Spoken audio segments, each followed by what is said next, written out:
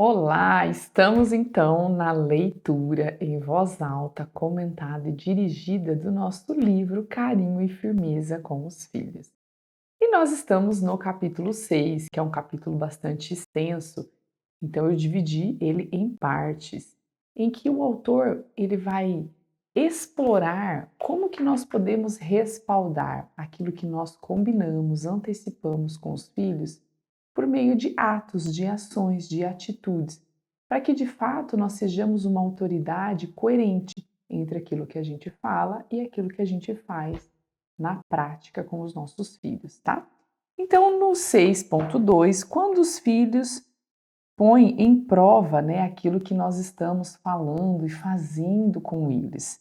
Quando você estiver educando os filhos com medidas disciplinares por condutas inapropriadas, seja prudente e vigilante, porque com frequência quererão pô-lo à prova para ver se realmente você está falando a sério. As crianças e até mesmo os adolescentes costumam testar as nossas decisões, a decisão corretiva dos pais por meio de choros, sendo desafiadoras ou experimentando até onde pode chegar. E aí ele coloca, uma charge ali de crianças fazendo birra, pitis, enquanto as mães estão tentando corrigir. É frequente que as crianças e os adolescentes ponham à prova a decisão corretiva dos pais, desafiando-os ou vendo até onde chegam. Isso é natural, isso é normal. Ter um pulso firme nessas situações e resolvê-las satisfatoriamente ajudará os filhos a serem pessoas livres e responsáveis no dia de amanhã. É como se nós estivéssemos aqui explicando para os nossos filhos que nem todas as nossas paixões, nem todos os nossos desejos e caprichos podem ser atendidos. E com isso nós vamos ordenando os afetos, nós vamos ensinando os nossos filhos a se autodominarem, ensinando a terem o quê? Respeito, ensinando a terem paciência para esperar, ensinando a ponderar as situações que surgirão durante a vida, tá? Êxito do filho que chora. Aqui ele vai explicar aquele filho que chora, o que ele ganha com esse choro, né? O pai, observando como o filho bate pela segunda vez em outro garoto no parque. Rafael, eu lhe disse que se você voltasse a bater em outra criança, iria para casa. Portanto, vamos. O filho desfaz-se imediatamente em lágrimas. Papai, desculpe, não vou mais fazer isso, mas deixe-me ficar, por favor, por favor. O pai, preocupado com o choro cada vez mais intenso do filho, Rafael, acalme-se e pare de chorar. Não é para tanto. O filho ainda chorando, mas eu quero ficar, mas eu quero ficar. O pai, está bem, pare de chorar, que eu não aguento mais. O que o pai fez aí? Ele respaldou as suas palavras com atitudes? Não. Ele ficou com vergonha do choro do filho, ficou angustiado, ficou irritado com o choro do filho e cedeu ao capricho do filho de fazer algo errado, que é bater, e ainda querer ficar no parquinho. Qual seria a atitude correta desse pai? Se ele combinou que se o filho batesse na criança, eles iriam embora, pegar a criança mesmo chorando aos prantos, colocar no carro ou no carrinho, onde for, e ir embora para a sua casa. E chegou em casa, acabou o assunto, né? Ele já sofreu a consequência, a criança já compreendeu que a desobediência dele gerou esse caos e por isso eles foram embora. Mas aqui o êxito do choro foi maior, né? O choro da criança fez com que o pai não respaldasse as suas palavras com atos e ações, tá? Êxito do filho desafiador. A filha irritada diz: nem em sonhos penso que vou lavar a louça hoje à noite. A mãe diz: Cecília, eu lhe disse que se você não me ajudasse, iria para o seu quarto por meia hora. Portanto, vá e não saia de lá. A filha furiosa responde: eu não vou para lá. A mãe diz: Ah, vai sim. A mãe leva a filha para o quarto, mas a garota sai de lá em 5 minutos depois. A filha, não vou ficar no quarto, não aguento. A mãe tensa, como não? Eu disse que você ia ficar no quarto. Estou farta de suas faltas de educação.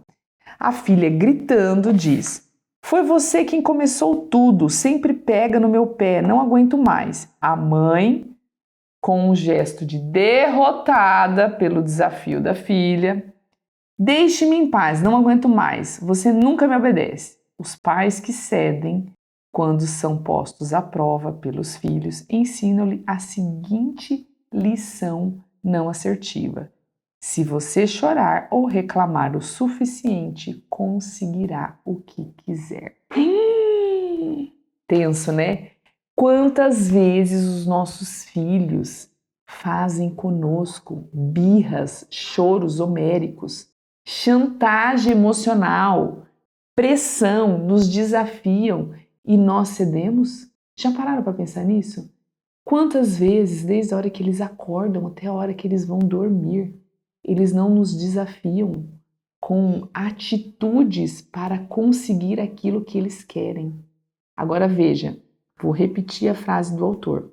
Se você chorar ou reclamar o suficiente, conseguirá o que quiser.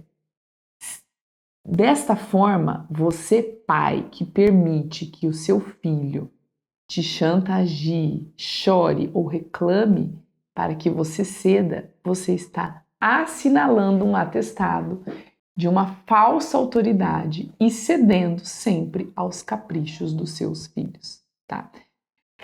É um perigo, viu, gente? Precisa prestar atenção nisso. Os filhos aprendem assim a servir-se de diversas atitudes para conseguir o que querem.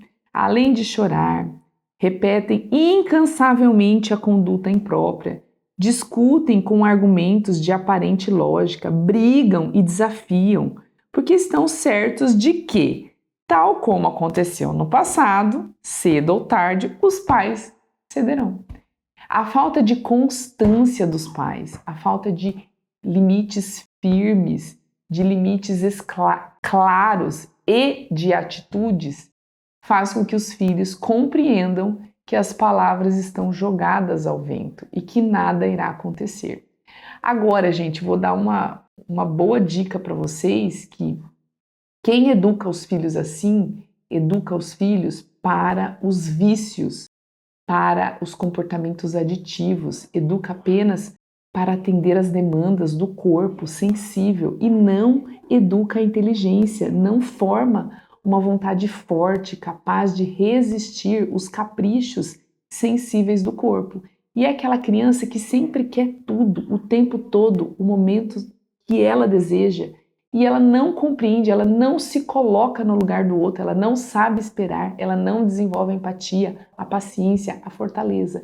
E quando ela é colocada numa situação em que ela precisa usar essas habilidades e competência, ela não tem, porque o pai e a mãe sempre cedeu aos seus caprichos, tá? Para manter-se firme quando o puserem à prova e cumprir melhor a sua função de educador, você precisa aprender a responder assertivamente. Nos exemplos que acabamos de ver, os pais foram postos à prova pelos filhos e fracassaram. Para que a atitude paterna fosse assertiva e, consequentemente, formativa, os casos deveriam ter de ser desenvolvidos da seguinte maneira. No caso do menino que bateu no menino lá no parquinho. O pai observando como o Rafael bate pela segunda vez em outro garoto no parque. Rafael, eu disse que se você voltasse a bater em outra criança, iria para casa. Portanto, vamos. O filho desfaz-se imediatamente em lágrimas. O pai, desculpe, diz ao pai o filho.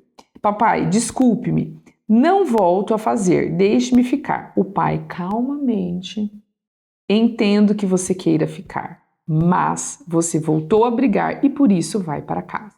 E aí você usa aquela estratégia do disco arranhado. Eu entendo que você está triste, eu entendo que você queira brincar, mas você não cumpriu com o combinado. Você escolheu bater no seu amigo. Desta forma, nós iremos embora. E o pai, então, mantém-se firme. O filho ainda chorando, mas eu quero ficar. O pai tomando o filho firmemente no braço, sem machucá-lo, e começa a levá-lo. Rafael, compreendo que você esteja triste, que você fique triste, mas você voltou a fazer o que não deveria fazer. E assim você vai para casa. Aí você pode continuar. Eu entendo, eu sei, mas você vai para casa. Eu entendo, mas você vai para casa. Se você reclamar o suficiente, conseguirá o que quiser. Caso a gente não use essa estratégia, tá? Agora, se a gente for firme naquilo que a gente falou, respaldar as nossas palavras com atitudes, os nossos filhos compreenderão que não funciona esse choro, esse desafio, essa chantagem emocional com os seus pais. Ceder às pressões, caprichos ou mau humor dos filhos é confessar-lhes que são mais fortes do que você. Quando a gente cede aos caprichos, às pressões, o mau humor, a chantagem emocional dos nossos filhos, nós estamos assinalando que quem manda são eles. E eles não podem mandar, porque eles são imaturos, são crianças, adolescentes, que não têm a sua inteligência formada, que não têm ainda a sua personalidade bem estabelecida, com valores, com virtudes, e que precisa ser ensinado por meio de atitudes na vida cotidiana para que eles adquiram isso e com a maturidade sejam responsáveis pelas suas próprias vidas, tá? Significa ao mesmo tempo deixá-los por fraqueza à mercê de seus impulsos temperamentais, dos seus desejos, né? Dos seus caprichos, paixões, sem permitir que vejam que uma personalidade sólida se constrói por meio de uma luta para adquirir virtude. De uma luta contra o meu egoísmo, de uma luta contra os meus caprichos, de fazer aquilo que é necessário e não só aquilo que eu quero, para que eu aprenda a querer o bem e não só querer um bem aparente, que satisfaça os meus desejos, que me gerem picos de dopamina, mas que não traz a verdadeira felicidade e o desenvolvimento pleno para os nossos filhos, tá? E aí ele traz mais um exemplo, né? O filho joga-se ao chão com um pranto histérico. Não, eu não vou! A continuação do parquinho, né? O pai levantando firmemente, mas sem perder a calma. Rafael, nós vamos para casa, mesmo que eu tenha que arrastá-lo. E aí você pega a criança. No outro caso da menina que não queria lavar louça, que a mamãe falou para ela ir para o quarto, que ela saiu do quarto. Vamos lá.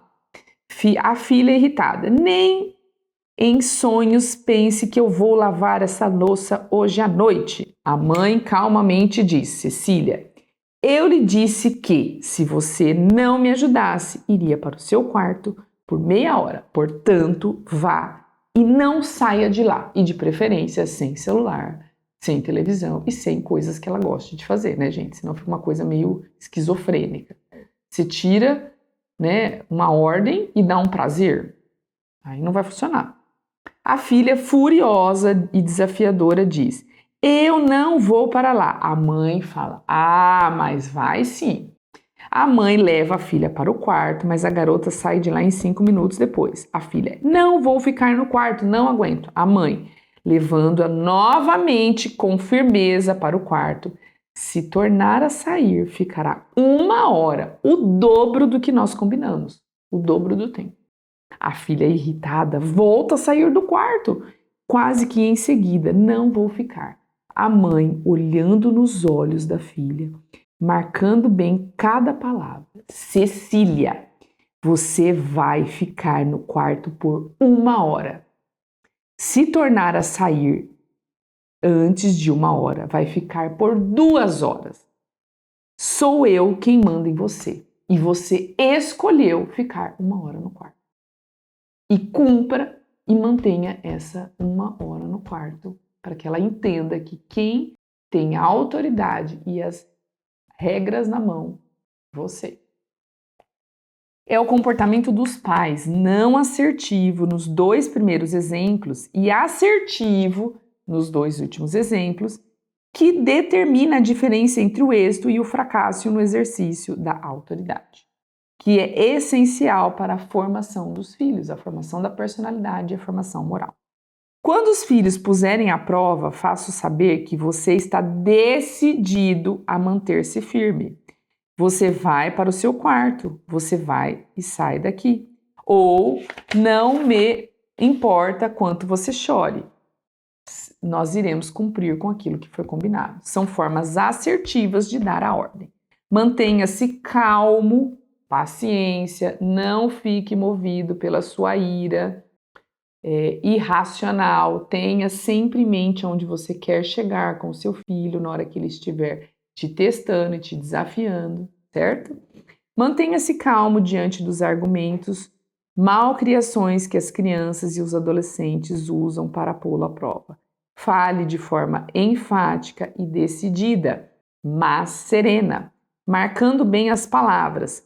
Se elas continuarem a discutir, né, se as crianças e os adolescentes continuarem a discutir, utilize a técnica do disco arranhado e as outras que já explicamos no capítulo anterior.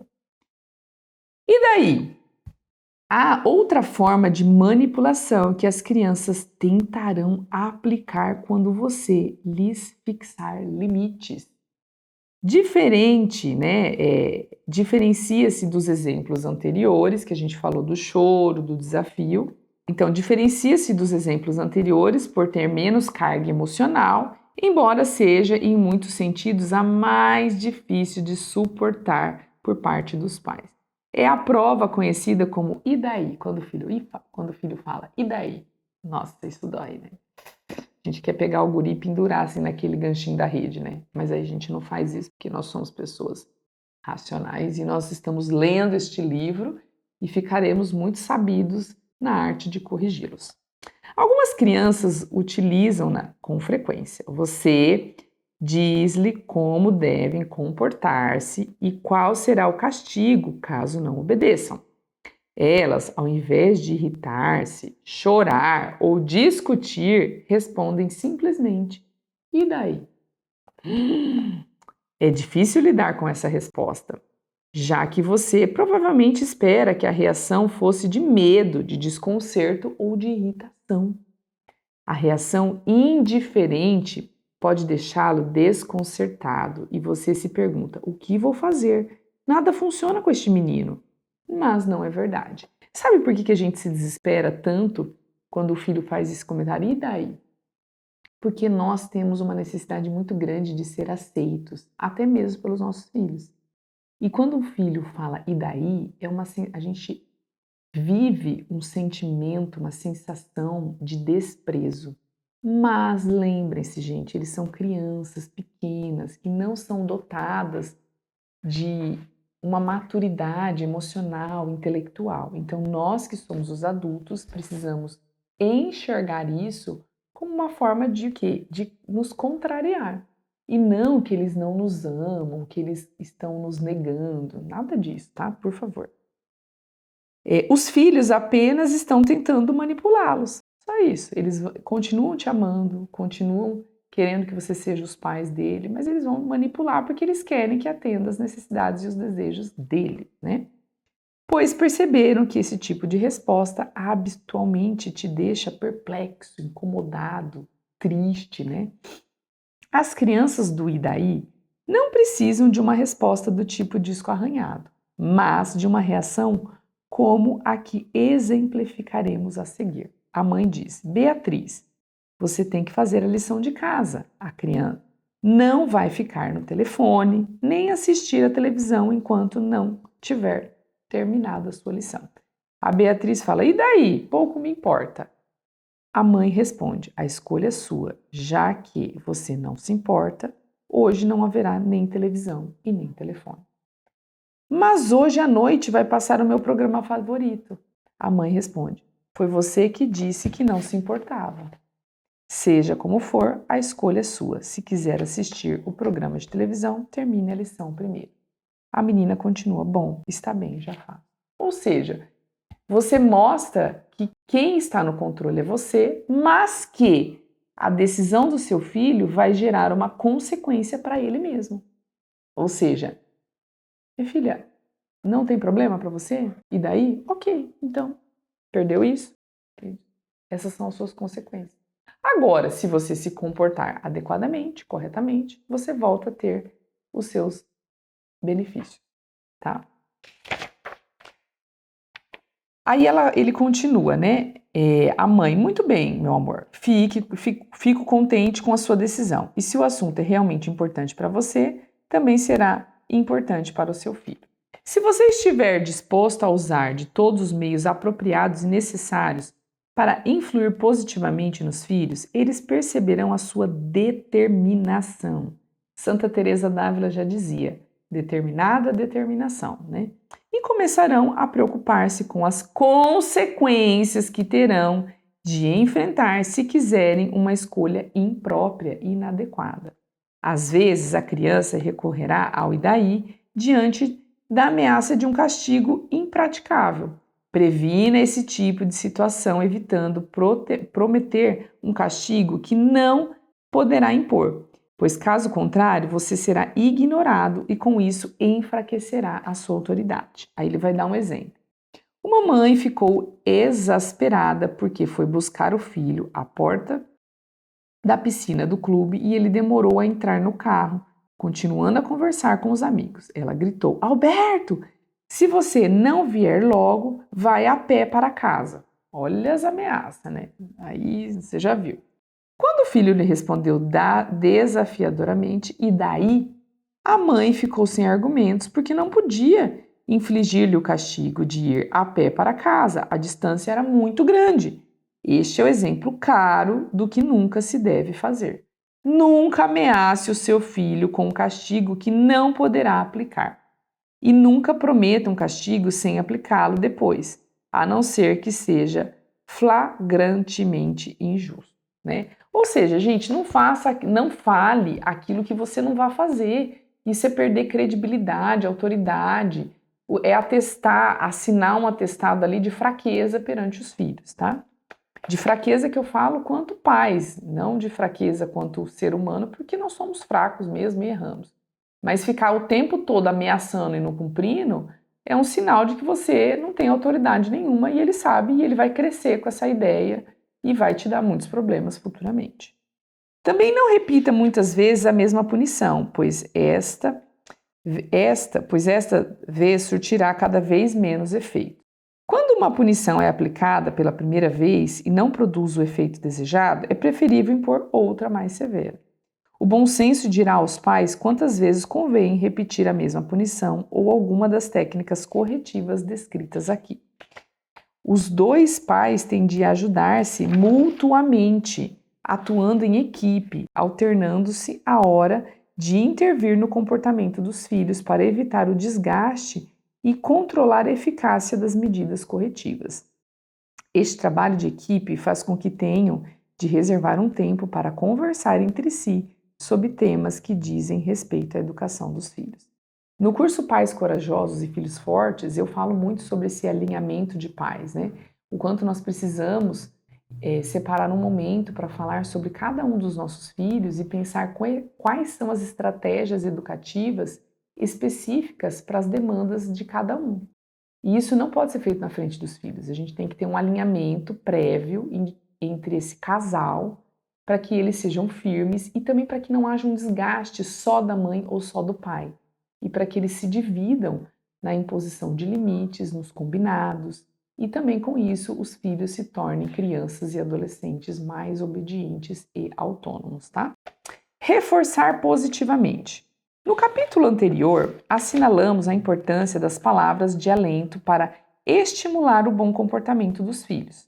Para algumas crianças, porém, e especialmente as muito pequenas, o elogio apenas pode não ser suficiente para motivá-las a melhorar de comportamento rapidamente e continuamente. Com elas, é recomendável trocar os elogios por algo mais tangível, como privilégios ou prêmios especiais. Vamos a alguns exemplos. Privilégios.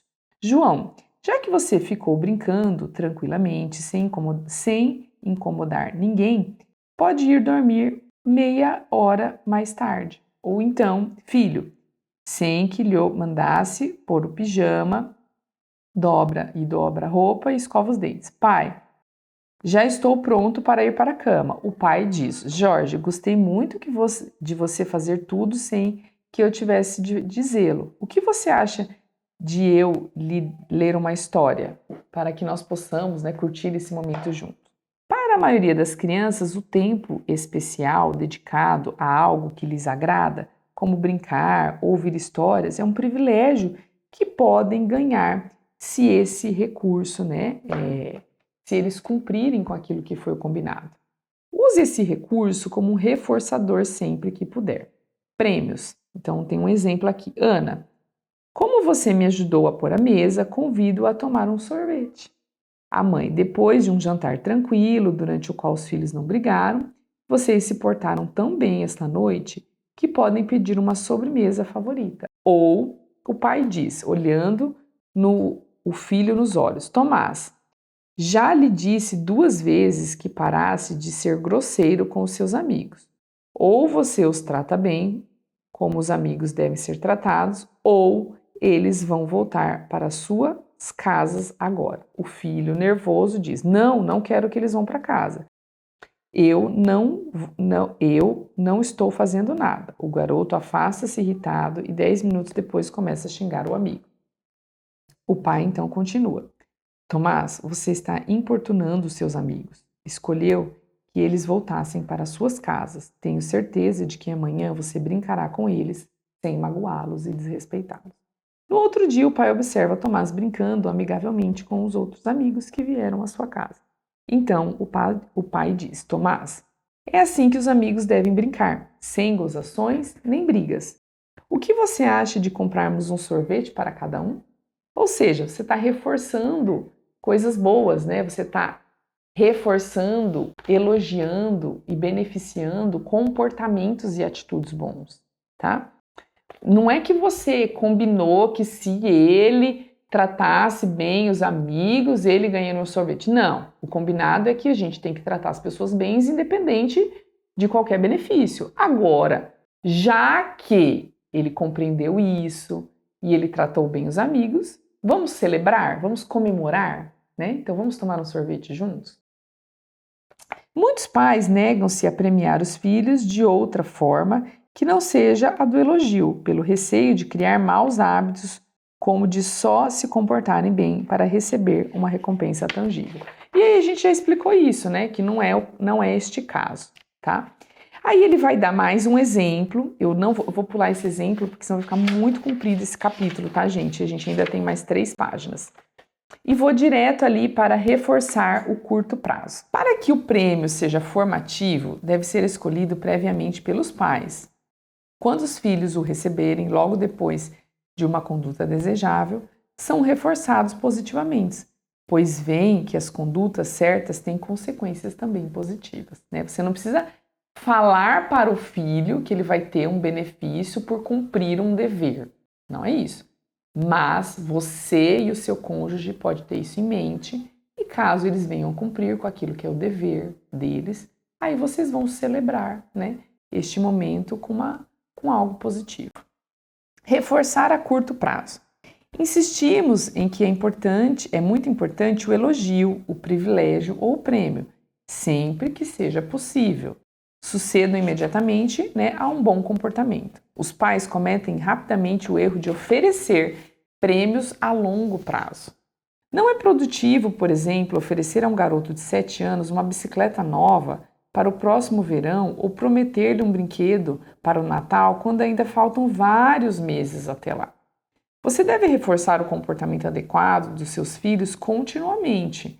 Elogiá-los ou premiá-los apenas uma vez não produzirá os bons resultados buscados. Para obtê-los, você deverá fazê-lo durante vários dias ou ainda mais tempo, dependendo do comportamento de cada um. Por exemplo, elogiar a filha de 4 anos durante toda uma semana de cada vez que ela se veste sozinha. Então você está elogiando o compromisso, a atitude da criança, né?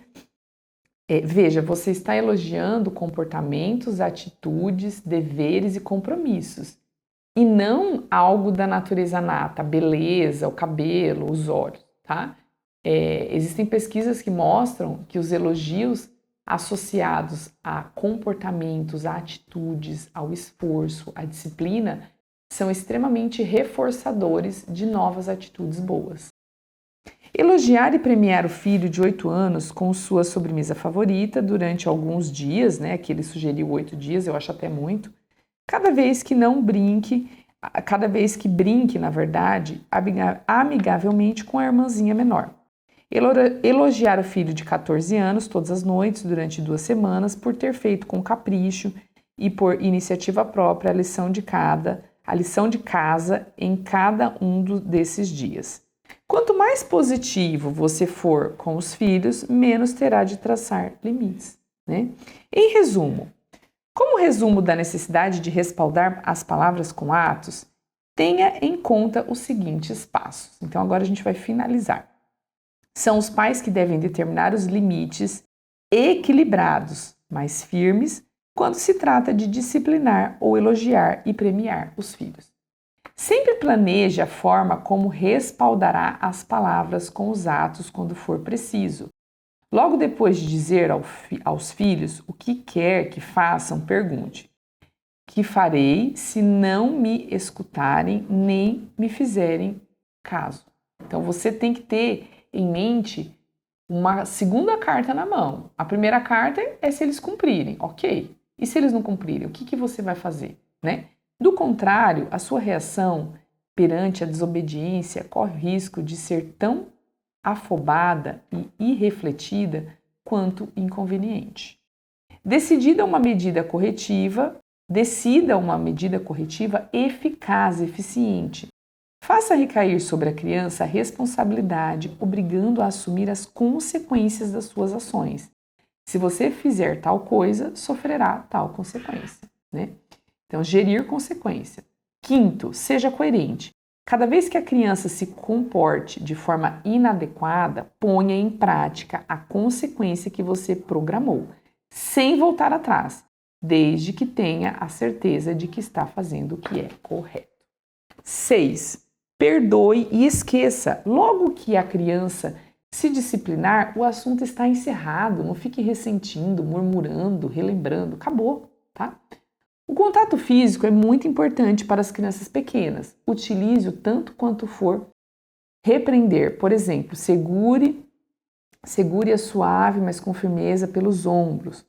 Como quando for reforçá-las positivamente. Por exemplo, abrace-a, acaricie, dê um beijo, né? Dê aquelas palmadinhas positivas nas costas. E 8, programe o reforço positivo. Quando a criança lhe der ouvidos e cumprir com o que você lhe pediu, recorra a um elogio, a uma celebração. Eu gosto de trocar a palavra prêmio por um momento de celebração, de contemplação, né? Então vamos sair para comer um lanche juntos, para comemorar o esforço do fulano, os bons comportamentos, né? E 2 obstáculos a superar. Quando os 2 pais trabalham fora, meu caso, né? Quando os 2 pais trabalham fora, pode faltar-lhes tempo para refletirem em conjunto sobre a conduta dos filhos. Nesse caso, o seu cansaço normalmente presta-lhe um enorme desserviço. É comum que as mães exijam uma maior participação da parte do marido, que, por sua vez, pode ter chegado a casa cansado de uma jornada de trabalho complicada e desejoso de um pouco de descanso, por exemplo, de assistir um telejornal ou mexer no celular, no caso, né, ao ser incomodado.